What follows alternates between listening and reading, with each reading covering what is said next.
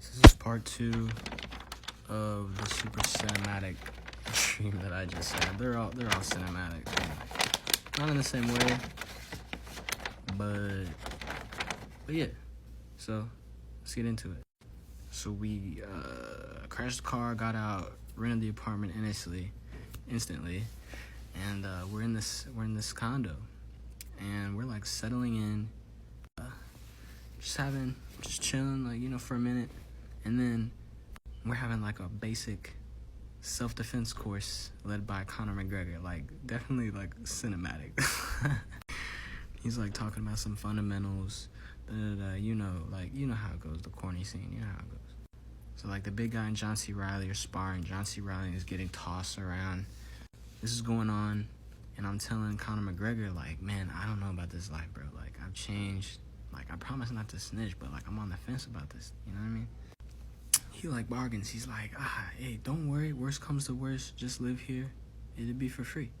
So I decided to take it as like an unexpected blessing from an unexpected source. I just decided to like have faith. Like I was looking for a place, in the dream. So I was like, all right, let's do it. And then we just like resumed sparring. He says, let's get you back to your previous condition. Take down Zeus. I'm like, what? Who's Zeus? He's like the bigger guy. That's who that is.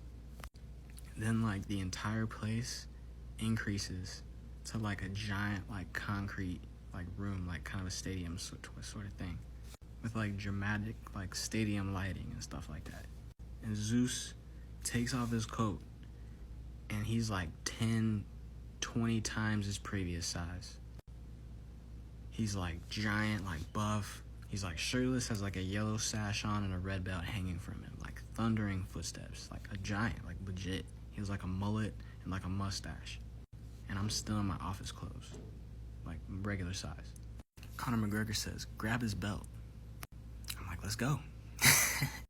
So I run up like haphazardly, and I froze up and I faltered. And then he like pushes, like smacks me back, and I like fly back.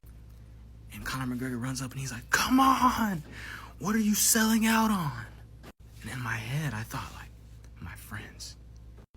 So I got fired up, and I ran as fast as I could. I juked out his hand, slid under like ungracefully, and I grabbed his belt, and then I grabbed his legs, and I tripped him, and he fell like on his face. And then I woke up. So if you think you're faced with like an impossible task, like, what are you selling yourself out on, Peace.